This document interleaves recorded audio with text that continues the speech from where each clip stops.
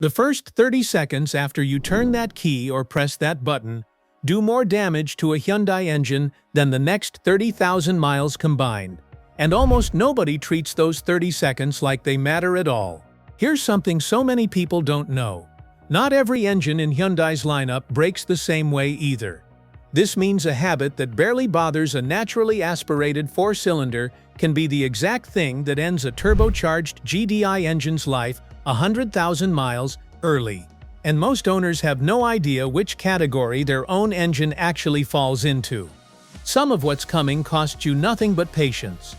A couple of these habits are responsible for the kind of catastrophic bearing failure that's made national headlines for this brand more than once. The repair bills I see from bad startup rituals are staggering.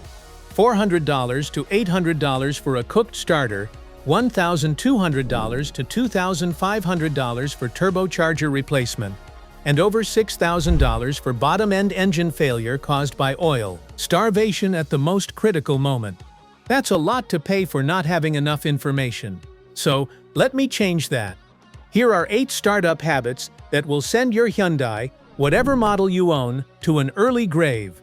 8 specific ways owners start their Hyundai wrong, every single day, without a single warning light ever telling them anything's wrong.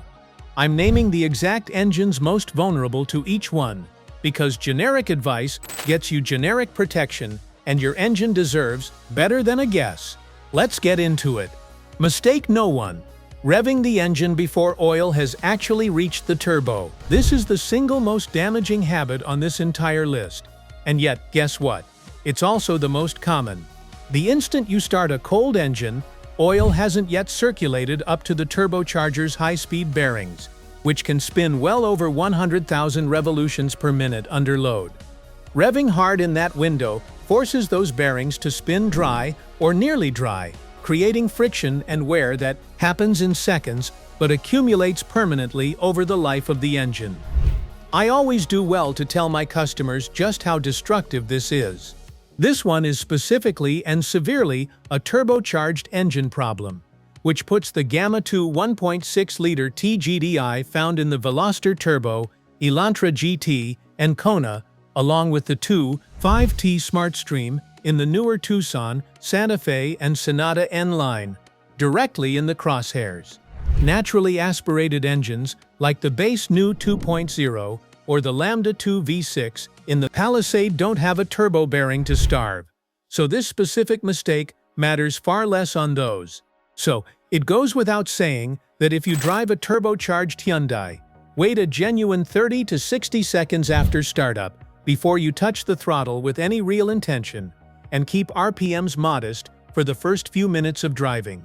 I used to know this guy with a Veloster Turbo who'd floor it out of his driveway every single morning without a second thought, just treating it like he was an F1 car. Well, that was until I pulled a bore scope through his turbo at 68,000 miles and showed him bearing wear that should never have shown up that early on an engine with otherwise spotless maintenance records. After I handed him the repair bill, he knew better than to keep up with that routine. Well, mistake number 2 actually happens on the opposite end of the drive, and it punishes exactly the same turbo bearings, but in a totally different way. Mistake no. 2. Shutting the engine off immediately after hard driving. I'll tell you a secret. Even I was once a victim of this mistake. So, I'm literally speaking from experience right now.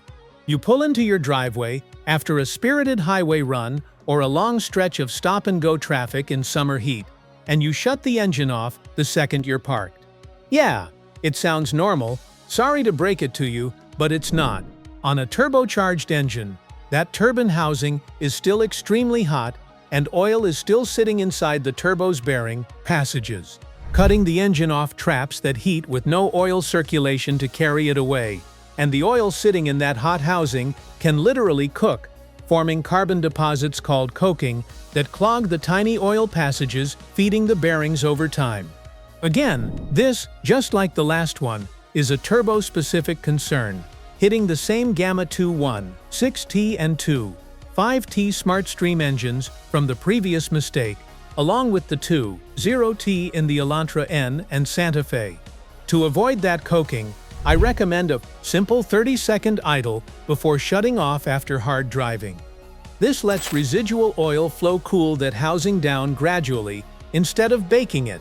This costs you nothing but a few seconds of patience, and it's a habit almost nobody has, specifically because nothing bad happens the first 100 times you skip it. I get it, you know. Once you get home, you're obviously just revving to get out the car, take your clothes off, and rest for the day. But now, you've got to fit that 30-second idle before shutting your Hyundai off into your plans if you really love your car. Well, let's move on. The next mistake isn't about heat or turbos at all. It's about a sound most owners have heard and never once understood. Mistake No. 3. Flooring it cold and causing piston slap nobody recognizes.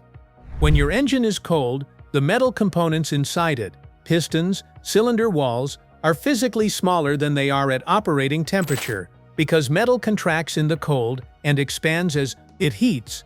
Those parts are engineered to fit precisely once expanded to normal operating temperature.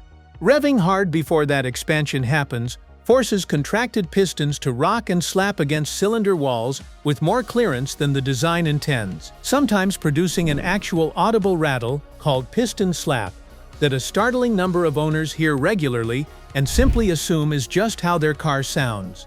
Well, it is, but it's not normal. It shouldn't even happen. This affects essentially every engine in Hyundai's lineup to some degree, but it's been documented as a particularly recognizable issue on the new 1.8 and 2.0-liter engines found in the 2011 to 2016 Elantra, where a cold start tick or rattle has its own well-known reputation among owners and mechanics alike. If your Hyundai makes a distinct rattling sound specifically on cold starts that quiets down once warm, that's not background noise to ignore. That's your engine telling you exactly what mistake has been made repeatedly. That's contracted metal being forced together too soon. So, give your Hyundai a bit more time before kicking it into full gear. Next up is a mistake that a bunch of you will swear is the responsible thing. I'm about to burst your bubbles, because this entire time, this quote-unquote responsible thing has been damaging your engine. I'm talking about mistake No. 4. Long idle warm-ups instead of gentle driving. Letting your Hyundai idle in the driveway for 5 or 10 minutes on a cold morning feels like you're being careful with the engine. In fact, even your mechanic might have told you this is the way to go. Well, modern manufacturer guidance says the opposite is true. I'm not saying idle warm-ups are bad. What's bad is the time of this warm-up.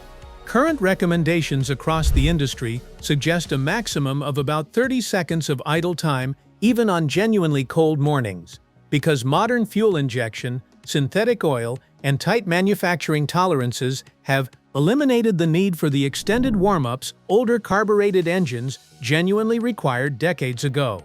Gentle driving actually warms an engine faster and more evenly than sitting still, because the engine is under a small working load rather than idling at a single fixed point. Extended idling has a second cost too. It delays your catalytic converter from reaching operating temperature, and a cold engine idling produces more unburned hydrocarbons and water vapor than one under gentle load, which condenses inside the exhaust system and accelerates internal rust and corrosion over years of repeated cold idling. This affects every Hyundai engine equally, gas or hybrid, but it hits hardest on any engine already running rich on cold starts, which includes most GDI-equipped Theta 2 and SmartStream engines. So, here's what I'm proposing. 30 seconds, then drive gently. That's the entire fix, and it applies just as much in a fast food drive-through line as it does in your own driveway on a cold morning. If there are more than a couple cars ahead of you, shutting the engine off entirely while you wait costs you nothing and avoids the exact same accumulated idle time. There you have it, a habit that feels protective and works against you instead. Spread the message. The next mistake is one almost every remote start owner has made without realizing it has a real cost attached. And it's quite identical to this long idle warm-up mistake. But before that, wouldn't you like to have all the secrets to protecting your Hyundai? Well, if you want to unlock everything your Hyundai is capable of, check out my Hyundai ebook. It's pretty much a longevity blueprint built around real-world oil and transmission maintenance schedules, cooling system care, turbocharger protection habits, GDI carbon buildup prevention, and engine-specific guidance. The exact system I use to help owners get their Hyundai to 500,000 miles. The link is in the description below. Mistake No. 5. Remote starting and letting it idle far longer than necessary. Remote start is genuinely one of the best features on a modern Hyundai. And yet, it's also one of the easiest to misuse. Starting your car 15 or 20 minutes before you leave, specifically to have a fully warm cabin waiting, means 15 or 20 minutes of exactly the extended idling covered in the previous mistake. That extended idling comes with accumulated unburned fuel, delayed catalytic converter warm-up, and on GDI engines specifically, extra opportunity for unburned fuel to wash past the piston rings and dilute your oil before you've even started driving. You shouldn't be putting your Hyundai through all these. This matters most on turbocharged GDI engines logging frequent short trips in cold climates. Think a Tucson or Santa Fe doing a lot of quick errands through a Midwest or Northeast winter. A 5-minute remote start window handles cabin comfort in the vast majority of conditions without stacking on the extra idle time. If you genuinely need longer for ice or extreme cold, that's a reasonable exception, but running it as a daily 15-minute ritual out of habit adds up to real, measurable wear over a few winters. This convenience is costing more than most owners realize. Glad to clear that up. Now, mistake number 6. This next one is all about forgetting to check something in particular before hitting the road. Could you possibly guess what this mystery thing is? Mistake No. 6. Starting the engine with the parking brake engaged and ignoring the drag. This sounds minor, and most of the time it genuinely is, but it deserves a mention specifically because of how often it goes unnoticed for miles at a time. Starting and driving off with the parking brake even partially engaged forces the engine and transmission to work against resistance they shouldn't be fighting, adding unnecessary load during exactly the window when a cold engine and cold transmission fluid are least equipped to handle extra strain gracefully. This affects every Hyundai model with a standard rear parking brake, though it's a particular concern on models with an electronic parking brake that doesn't always give an obvious tactile warning the way a manual lever does. All I'm proposing here is taking a bit more time to glance at your dashboard indicator before you put the car in gear. Hey, I know that feeling when you have to pull out of the driveway and get going as quickly as you can. But this doesn't even cost that much time and completely eliminates this one from ever happening in the first place. Next up is yet another mistake that's caused by not really looking at what your dashboard is trying to tell you. Mistake number 7 is about a specific number most owners have never once looked at on their own dashboard. Mistake No. 7. Ignoring the oil pressure or temperature gauge entirely at startup. Most modern Hyundais don't display a traditional oil pressure gauge by default, but many trims let you add one to the customizable digital cluster, and almost nobody bothers. Why? Well, because you all don't know just how important it is. Checking oil pressure specifically in the first few seconds after startup is one of the most reliable early warning systems available to you, because a pressure reading that's slow to climb or that dips unexpectedly is often the very first sign of a developing oil pump or bearing issue, well before any dashboard warning light would ever light up. This matters across every engine family, but it carries particular weight on any Theta 2-equipped Hyundai, given that platform's well-documented history with bearing wear and oil pressure loss. If your specific model allows you to customize the cluster display, adding an oil pressure or oil temperature readout takes a few minutes in the settings menu and gives you genuine visibility into exactly the mechanism most likely to fail horribly if something starts going wrong.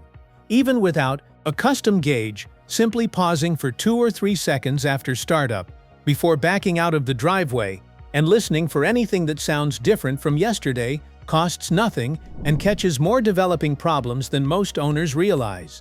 Regardless of how well you take care of your Hyundai, you need to still be that bit attentive. You never know when a problem is just brewing under the surface. The final mistake on this list ties every single one of the previous 9 together into one avoidable pattern. Mistake No. 8. Treating every start the same regardless of how long the car sat. A car that's been sitting for 10 minutes between errands and a car that's been sitting overnight in freezing temperatures are facing completely different oil states. And treating both starts identically is the pattern connecting almost everything covered in this video. Oil that's had all night to fully drain back into the pan behaves very differently on startup than oil that's still partially coating components from a drive 10 minutes earlier. A quick errand restart can usually tolerate slightly more immediate throttle than a genuine cold start after 8 hours parked overnight in winter. This isn't about memorizing a complicated set of rules for every scenario. It's about building the general instinct that a longer, colder sit deserves more patience at startup, every single time, rather than defaulting to the exact same habit regardless of conditions. Owners who always remember that one adjustment naturally end up avoiding most of the other mistakes on this list without ever having to think about them individually again. So, basically, this is the one tip you have to always remember, always. And with that, my fellow Hyundai lovers, we've reached the end of today's video. 8 mistakes, and the engines most at risk, aren't identical across the board. None of these fixes cost $1, by the way. They cost 30 to 60 seconds of patience at the start of a drive, a habit built once and repeated automatically afterward. That's genuinely the entire secret separating an engine that reaches 250,000 miles from one that doesn't make it past 100,000 doing exactly the same thing every single day without ever realizing it was the problem. Pick the mistake on this list that describes your own morning routine most accurately, and change just that one habit starting tomorrow. I'll see you in the next one.